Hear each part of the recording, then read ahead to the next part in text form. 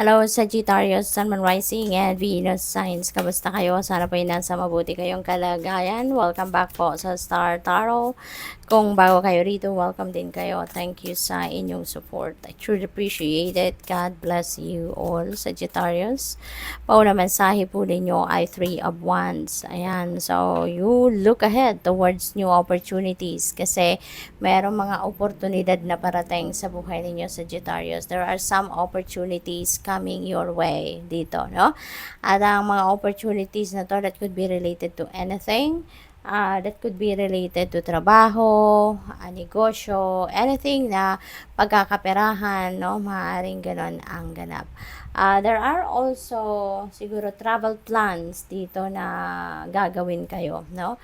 Maaaring yung mga plano na yan matagal nang na-book or baka there are spontaneous, no, na mga pagbabiyahe rito.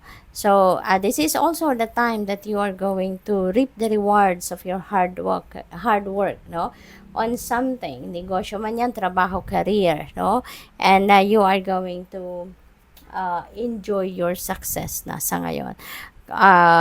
Mayroon na kayong tagumpay sa ngayon, lalong-lalo na pangkaperahan na maaaring ma-enjoy ninyo sa ngayon, ano? Siguro yan ang bunga ng inyong pagsisikap, no? What else? We have King of Cups. Ayan. So, this is someone na matured na, emotionally matured, at very friendly, very wise, very caring, sensitive, intuitive, yung gano'n. So, napakaganda, napakagaling din niyang magbigay ng advice. This person also is very compassionate siya. At saka ano to napakaganda or napakagaling niyang makinig din, no? Very compassionate and good listener din ito. And this could be someone that you are going to be dealing with sa ngayon, Sagittarius. Maybe you are looking for someone na ganito ang qualities because maybe kailangan mo ng advice. Maybe kailangan mo ng makikinig sa'yo. Maybe kailangan mo ng tenga nito, no, na mayroong makikinig sa mga hinaing mo sa buhay, problema sa buhay.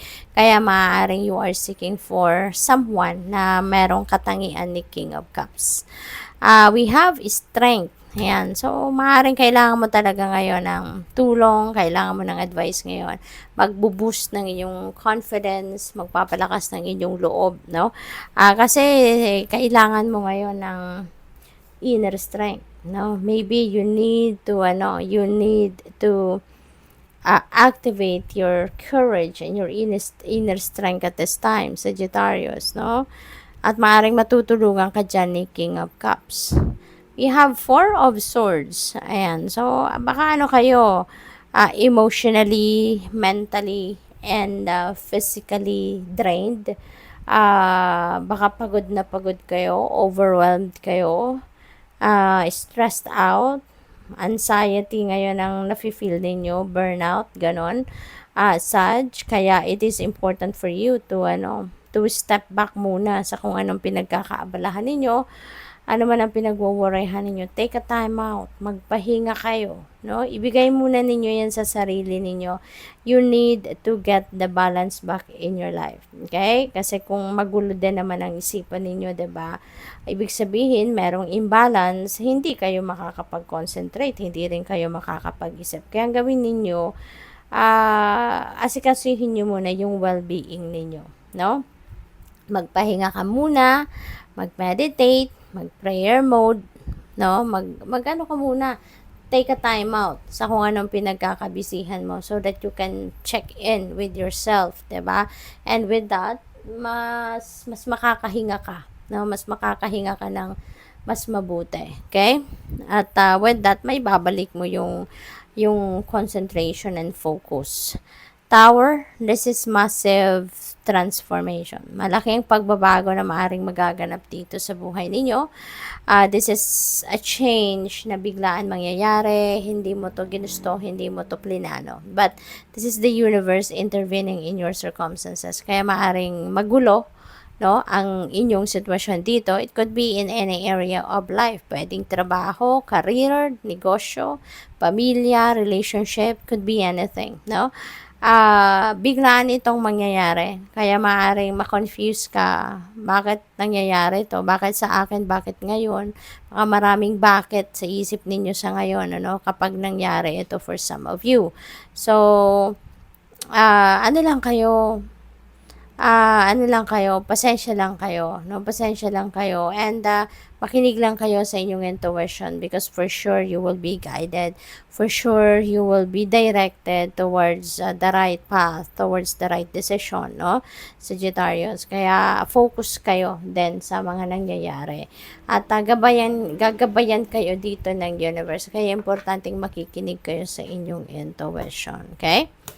What else? We have the star. Ayan. So, you will be guided. You will divinely guided. Iilawan, kumbaga, ng star, yung path para sa'yo. Kung saan kayo papunta, dapat. Kasi meron ditong new beginning energy. Si Tower energy rin, this is new beginning. Kasi, kung ano man ang magiging epekto ng pagbabagong ito sa buhay ninyo, you're going to start something new, a different chapter sa buhay ninyo. Ganon din si Star. Meron kayong new beginning dito. But dito, you're going to be very optimistic. Now, you will be excited, you will be optimistic and enthusiastic about dito sa sisimulan ninyong bago. At saka si Star, this is also about wish fulfillment. Kaya meron ditong wish or wishes kayo na magka-come to fruition. We have Knight of Wands. Ayan, there is travel, no? May mga new ventures dito na mangyayari for you as Sagittarius. Maring isa ito sa opportunity talaga kasi sa Three of Wands, this is also a travel energy. So, meron talaga kayong biyahe, meron kayong pupuntahan, meron kayong adventure, yung ganon. Or, baka may mga plans kayo that you are going to take action on sa ngayon. So, that's good. What else? We have the Magician. So, definitely, meron kayong sisimulang bago. No? This is new beginning as well si Magician. Dito, you are taking action towards something na iniisip ninyo, pinaplano ninyo for yourself. No? Meron kayong plano rito na gawin that could be related to your pangarap, mga dreams ninyo, mga goals ninyo na matagal na ninyong plinano. Sa ngayon, you're going to take action, no? So, that's good because naglalakas ng loob na kayo ngayon. Nasimulan nyo na lumapit doon sa mga goals ninyo or doon sa mga dreams ninyo. So, good luck. Thank you for watching. Love and light. Namaste.